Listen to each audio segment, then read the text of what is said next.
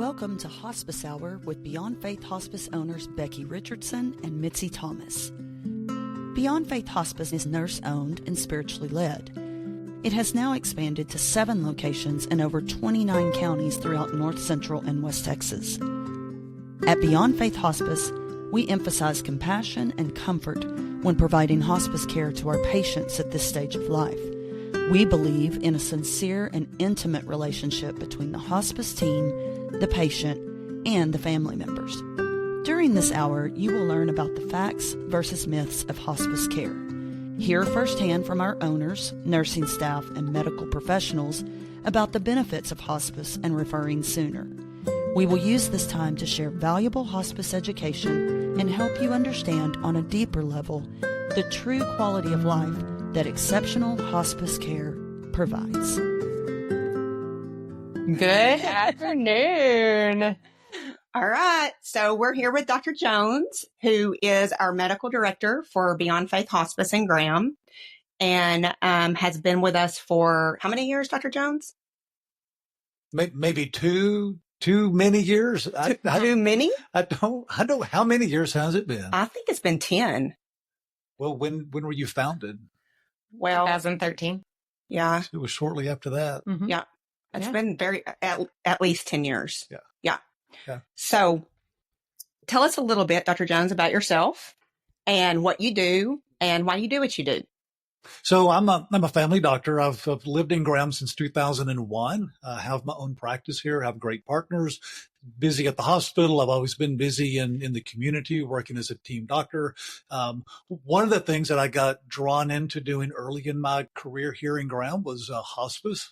I don't remember the name of the first hospice company that I worked for, but it wasn't long after that I really kind of took a shine to it, I guess. And the impact that you can make in not only the patient's life, but in the lives of their families, just in terms of making sure things are comfortable and peaceful and people are well informed. I thought there was just a big impact opportunity. And so I was drawn pretty quickly into the hospice area. I never really specialized in it. I've always done my full spectrum family medicine clinic in a small town, but hospice has been a big part of what I've done the last decade. One of the cool things that I think about you, Dr. Jones, is not only are you the first for Graham, you were the first for the whole company. So how have you seen Beyond Faith Hospice evolve through the years? Yeah, it's been big time. I remember our early days vaguely. Like there was some recruitment trip that you guys made to the office to try to get me to be the medical director or something. And I just have brief, maybe you guys can fill in the details later, but, from those days where we had, maybe 5 or 10 patients on, and it was a small staff and the staff was covering home health and hospice both,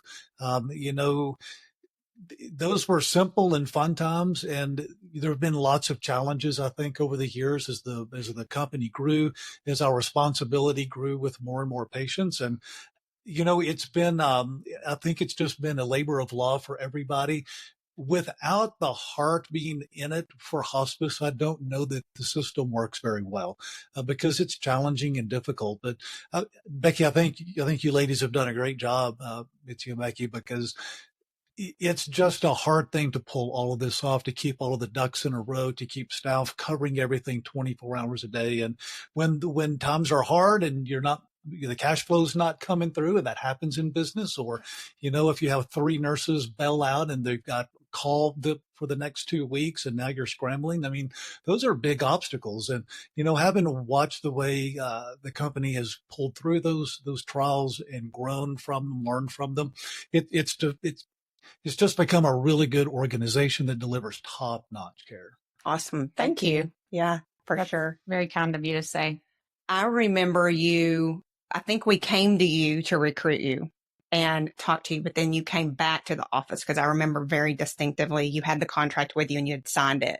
And I don't even remember, like you were like, womp, womp, womp, womp, because all I could look at was like, he's doing it. He's doing it. And I'm so excited and so pumped. And I knew that with what you were to this community and what you brought to the community, it would be a game changer for Beyond Faith Hospice. So thank you for saying yes and taking the risk on us, although we weren't a risk, but taking the the plunge, right? Yeah. For going for it and saying yes. Well, Yeah. and hopefully it's been good for both of us. Yeah. It's given me a reason to do part of what I do in my career. And that's been really beneficial to me. And hopefully it's been good for you guys and our patients as well. Yeah. Yeah, for sure. So when a patient comes to your office, what does that conversation look like if you see someone that you feel like would benefit from hospice services? Yeah.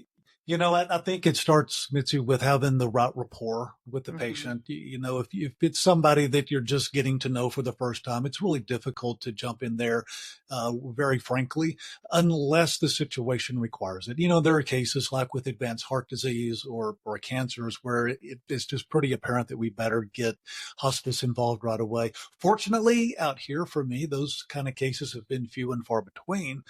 So usually it's somebody that I know, I've got a rapport with them. They're sitting there with their family and they probably have a feeling that things aren't going well and that what they're dealing with is an irreversible condition because we work to actively try to get people better. And so if we've been doing something for several months or a couple of years and things are not going the way we want them to, if they've been in the hospital 2 or 3 times or the emergency room several times lately, and it's always for things that aren't really fixable. It's just like a revolving door with the same problems. It starts to give the opportunity for a very natural conversation. And so a lot of it just depends on that relationship and rapport with the patient and the timing of it all. And usually it's a situation where we kind of have seen something coming. And so the discussion then naturally flows into, how do you want to live your last days? Is this something that you want to take control of now and say, if we invoke the right for hospice, the Medicare benefit for hospice, then we're choosing a path that's going to be palliative and it's going to focus on quality of life and comfort measures. And it's not going to involve a whole lot of needle sticks and trips to the hospital and emergency room and specialist office. And so it's rare that people want to flip that switch right away. But I try to have that conversation when I see that coming, maybe even a few months in advance. Sure. Yeah. You and I share a similar story in having our own family members on hospice care. And you actually took care of my grandmother on hospice care with us almost 10 years ago.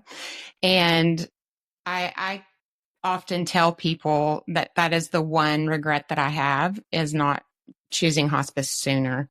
You want to talk a little bit about your personal story and what that care was like for your family? Yeah, you bet. So it was probably 10 or 12 years ago. My dad was diagnosed with Lou Gehrig disease, ALS, and he had that for a couple of years before he passed away. And he was on hospice. He was just the Medicare age whenever we had to make the decision to put him on hospice. And he had a feeding tube. He didn't want to do a trach, and his respiratory status was getting pretty weak. And he was coming to the point that he was going to have to make a decision about getting a trach, and the revolving door with ER visits was starting to occur. And so I talked to mom and dad about hospice, and we got them involved probably within a week of him getting on Medicare. And yeah, I really kind of wish also that we could have got him on sooner. It's really weird to me that insurances won't cover hospice. Yeah. But anyway, that, my dad's story was that they took great care of him the last few weeks of his life. His demise was pretty quick after that point. And he died in an inpatient hospice facility and had all of his family and grandkids around him. And, as sad and heartbreaking as it was, it's a great memory. Mom got to sit right there by him and hold his hand, and we got to tell him goodbye. And I would prefer that over an ICU bed in a situation that's hopeless. Yes, absolutely. Yeah. I too had a very early on, I was only 18 when my grandmother passed away on hospice, and it, like you said, created a memory for me that I'll have for the rest of my life. And, it sets the space for death to be special and not so chaotic, and create that space for memories. So certainly very very good to share that. Thank you for sharing that with us. Of course. Yeah. Tell us, what do you see as the biggest reason why people don't elect hospice sooner? You know, it's a really easy thing to answer because it's always the same thing. We don't want to give up. Mm-hmm. And so, for whatever reason in American culture, we've equated death with losing. And I don't believe that to be the case. I'm a Christian, and I feel like there's a much better place to go after we leave this world. And I look forward to being reunited with my dad someday. Mm-hmm. In the meantime, we're on this life. It's a mist of air, and then it's gone, and we should do the best that we can with it. And so, having patients, and especially families that just aren't ready to, quote, give up or, quote, let go, I try to counsel them in the line of thinking that making the decision for hospice isn't about giving up. It's about taking control of what the last few weeks and months are going to look like and feel like, and what the memories are going to be. And I've done this for 25 years, been a physician in this small town. And I can tell you that whether you get on hospice earlier, or if you push hard and go to the hospital 5 more times, you're probably going to change how much longer you live by about a week or two. Mm-hmm. And I think there are studies that show it. It's somewhere like 10 or 12 days. I can't remember exactly, but it's not like we're really going to move the needle to keep putting a terminally ill person back in the hospital and to continue treatments that are only prolonging things by hours to days. When we have a team in hospice, and the core team that you work with every single day, tell us a little bit about your experience with the chaplain that we provide in the offices that help support our patients and our families. Yeah, so I think our chaplains have a remarkable impact on our patients. First and foremost, I see them as maybe the number one advocate for the patient. Caseworkers a lot of times can, or the nurses can focus so much on symptoms and disease state and that kind of thing that sometimes it's the chaplain that notices we need to get a set of stairs built because they're having a hard time getting through, or, now that they're in a wheelchair, they can't get into their bathroom. And so it's just kind of a fun fact that those guys are usually the ones that pick up on the little things that can make a big difference in somebody's quality of life. Mm-hmm. But then I think just the emotional and spiritual support that they bring to the game helps a lot.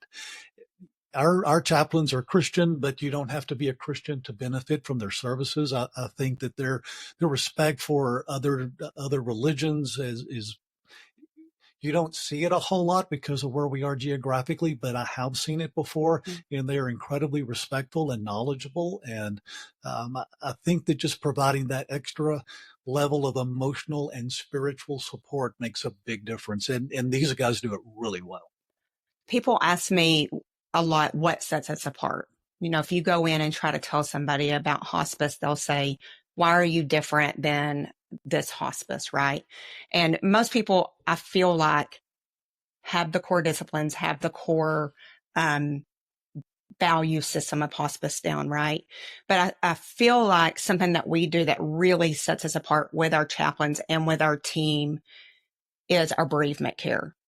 And, we are very unique in the aspect that we have full-time chaplains in every office. And one of the things that you don't see with other hospice companies is they don't do that. They might have one full-time chaplain for 5 to 10 offices.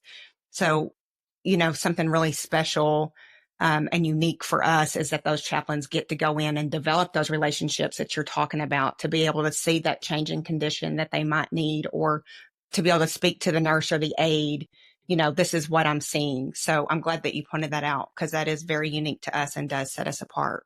Yeah. And, I've had patients that they're maybe widows and their husband passed on another hospice service, but then they're needing bereavement. And I've sent them to our guys here at Beyond Faith, and, and they're welcomed in. It's not like you get a ticket because you used the company. Right. It's a service that's Yeah. offered. And I think that's a really caring and beautiful gesture. And it makes a difference in people's lives and recovery after their loss. Yeah. And all of our offices have a unique grief support system and actually a true class that they come to, like you spoke about, face to face.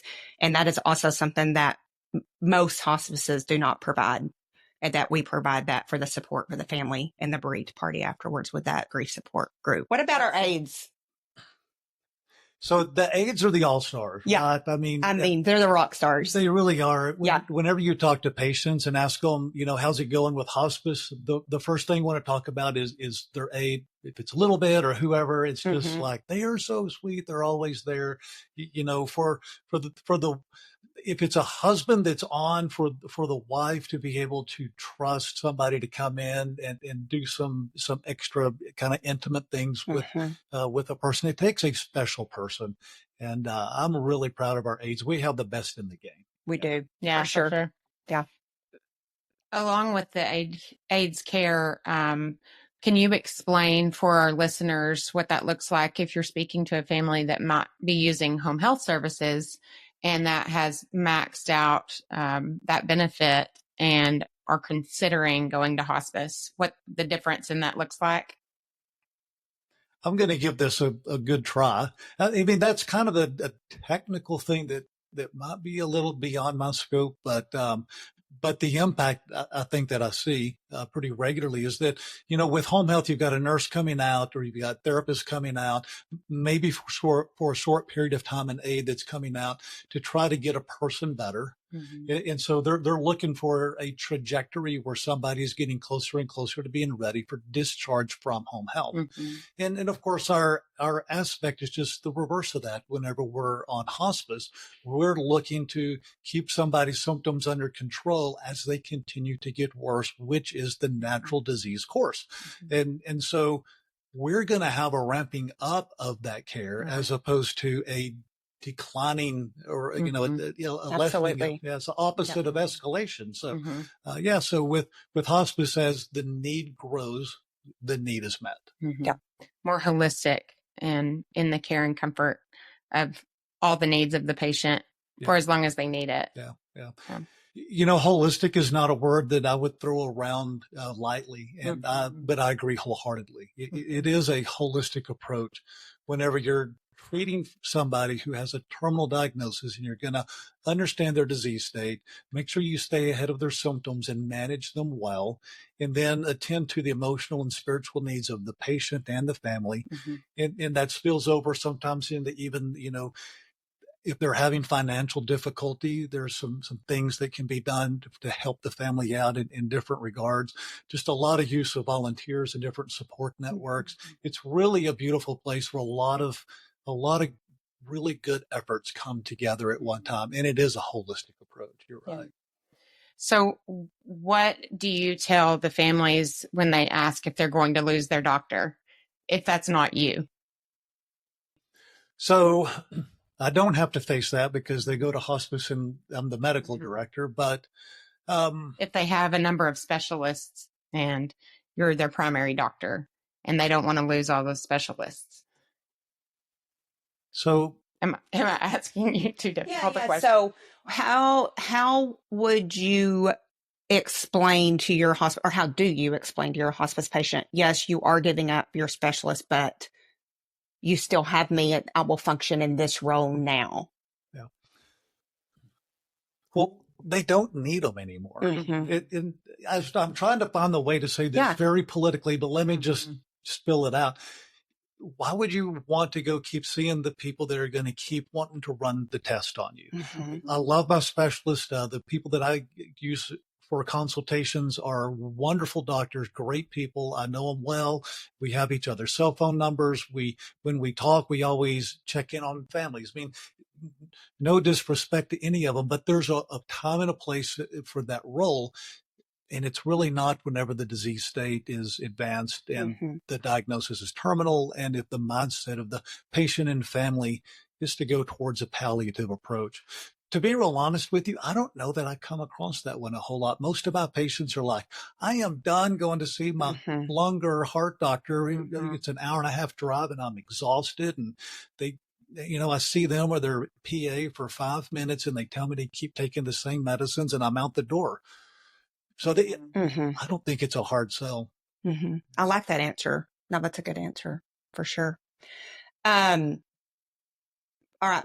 We haven't talked about our social workers. So tell me a little bit how your social worker here, what vibe she brings to Beyond Faith Hospice. Yeah, so our social worker is a hoot.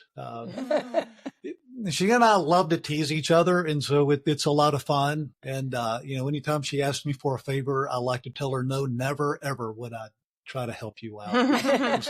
Then she'll show up knocking at the back door with whatever paper she needs me to sign, and I sign it.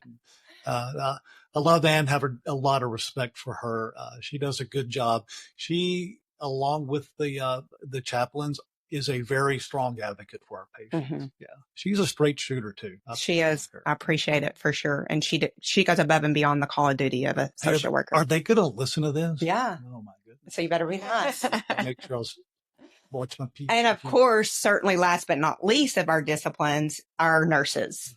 And what is your relationship like with the nurses of Beyond Faith Hospice, and not just, leadership and our case managers? And how do you function in that role to trust them and give them, I don't want to say freedom because I don't think that's the right word, but give them autonomy in serving our patients and our families? Yeah.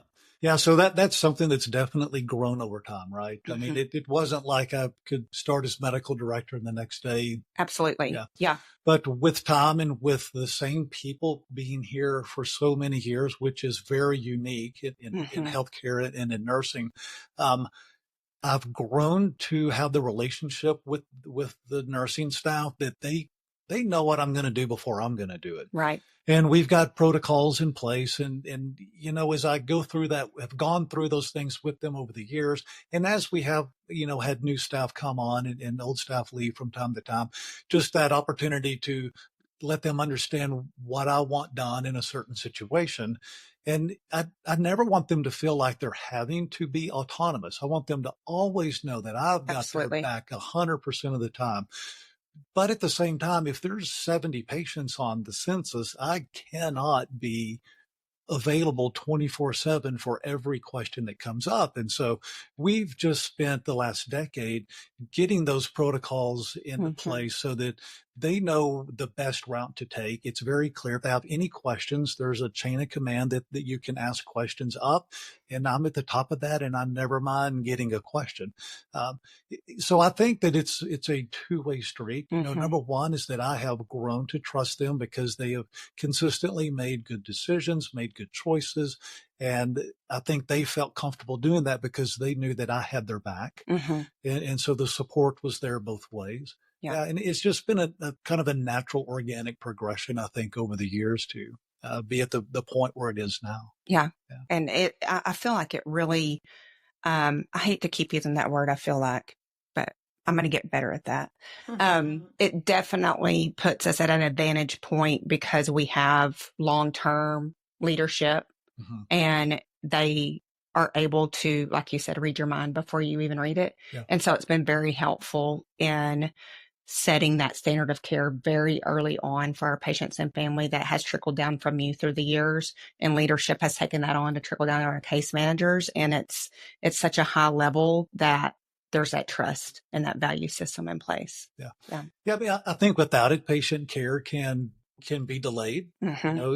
Timely decisions on pain medications, anxiety medications, pulmonary treatments, even antibiotics when they're appropriate. I mean, just having them with the tools that they need to be able to move through those clinical decision trees and those pathways, it makes a big difference in quality of care. So I'm going to put you on the spot. Uh-oh. Your top 5 favorite things about Beyond Faith Hospice. Okay. Yeah. So this is pretty easy. I may have more. Number one is the satisfaction from a job well done. I don't think there's anything like having a widower or, children come back into my clinic, their first visit after losing somebody on hospice. And the first thing they want to do is maybe hug me and tell me how great Beyond Faith care was and how they're recommending it to all their friends. It's not the accolades that are so heartwarming. It's just knowing that the impact was made in their life. It's just really rewarding to feel that. And those are always fun messages to bring back to our team meetings every Wednesday, when people are really appreciative of the strong efforts and the sincerity behind those efforts that they could see. I'm long-winded, aren't I? No, that's good. Okay. All right. Yeah, You're only on 2, though. That could have been 2 and 3, but. Okay. What was the question? Okay, but let's back up because something came. All right. Something came to my mind. When you talked about, we are always chasing squirrels, but that's why we're good at what we do. There you go. We can multitask, right? Yeah. My kids are going to say I can't, but I feel like I can. When you were talking about widowers or coming into your office, do you remember the patient that we took care of during COVID, who the husband was at the facility and the wife was in the hospital? Do you remember that story and what we did? Very, very well. Yeah. Yeah. And they both had COVID, correct? And so, tell us about that story from your perspective, because that's honestly probably my favorite story through the course of the history of this company. Yeah. So the very dear friends of ours, and she is still she's blowing and going in her 90s and a Spitfire. I go to church with this sweet lady and love her to death. And her husband had advanced dementia. He had Alzheimer's disease, and he was in the nursing home, and he came down with COVID. And then she was in the clinic, and she had, of course, been up there to visit him whenever she could for that little narrow window of time that they were allowing at the time. And she contracted COVID, but really wasn't that sick. And if I remember right, she was hospitalized for a day or two. And then we worked to try to get them to be together because it became pretty apparent that he was going to pass from COVID pneumonia. And so did we get that done? We did. Hospital? We did. So we were able to work with administration within both aspects and get them together, when all the governing agencies were saying, because he's tested positive and, she's tested positive. They wouldn't let them be together. I can't remember what all the red tape was, but we were able to get them together in that hospital room, and he passed away fairly quickly, but they moved their beds together and they were holding hands and they passed away. That was heartwarming, no doubt. And that took a lot of phone calls. It did. Yeah. The med staff had to get together and make an exception. It was a to-do, it was a thing, but everybody was behind it. It was like, this is one of many examples during COVID where the government got it wrong. But that's okay. We were able to make the best out of a really desperate situation. And, she's very, very grateful to this day. She is. Yeah. I think that's a great example, even now outside of COVID, that the things that hospice can do for a family to handle all of those difficult decisions and help to navigate those when they're feeling very vulnerable and at that emotional state where they can't make that clear decision of what they need to do, or maybe move their family member to a facility or to a different level of care that they're not able to provide at home or something like that. And when you have a whole team that are medical experts and can come in and give you that true holistic approach and care, it really takes the weight off your shoulders as a caregiver. Yeah, I completely agree with that. And, I was just thinking that whenever you've got a team of nurses, we call them caseworkers, when they're together working, they're really more problem solving than nursing. I think that might be one of my favorite things about hospice also, if this could be number 3 on the list. Yeah, it can. is the problem solving. You get so many unique situations. And I think we have more time to problem solve on hospice because we're not trying to be firemen. Mm-hmm. So much of medicine is running around from one house fire to the next, spraying water on it and seeing where smoke is rising next. And so it's just, if I'm in clinic, a lot of times it can be from walking from one room to the next. This person's in heart failure. This person's diabetes out of control. This person has pneumonia. Mm-hmm. So you kind of get that feeling that you're just there to put the fire out. And these people have a lot more issues going on. And when you make that transition to hospice and you're not worried about putting out every fire because you've got a terminal disease and it's smoldering and that fire's never going to be extinguished. And when you can accept that, then you can start looking at these other things, problem solve. 1 + 1 doesn't have to equal 2 on hospice. There you go. Yeah. We can be creative. Absolutely. Yeah. Okay. Number 4. I think the working relationships with the nurses is a lot of fun. Yeah. And the social workers and chaplains as well. I mentioned that Ann and I like to tease each other. I like to tease everybody. It's fun to kind of banter back and forth a good bit. It's also fun just to sit back and respect what the caseworkers, our social worker, chaplains, aides do for a living and do it with all of their heart. Mm-hmm. Yeah. So I think the relationship aspect of it is another. Okay. Number 5, make it a good one. No pressure. So my 5th favorite, because I think I started with I feel like you've probably said 5, 5. but I'm going to hold you to the number. Yeah. One more. Yeah. I think the next aspect is probably just a little nerdy. I like science and I like the technical aspects of medicine. And I like the fact that I've learned a lot of tricks over the years. And there's just little things that you can do for a patient that might make a big difference. A change in medicine, switching from one anxiety med to another one, changing the method. Or taking them off medicines. Isn't that the truth? Oh my gosh. Yeah. Taking them off medicines. Yeah. So it's just the little tricks and But I like that because I'm a nerd and those are fun things to think about. Yeah. Well, we're glad you're a nerd because it helps us. I'll own it.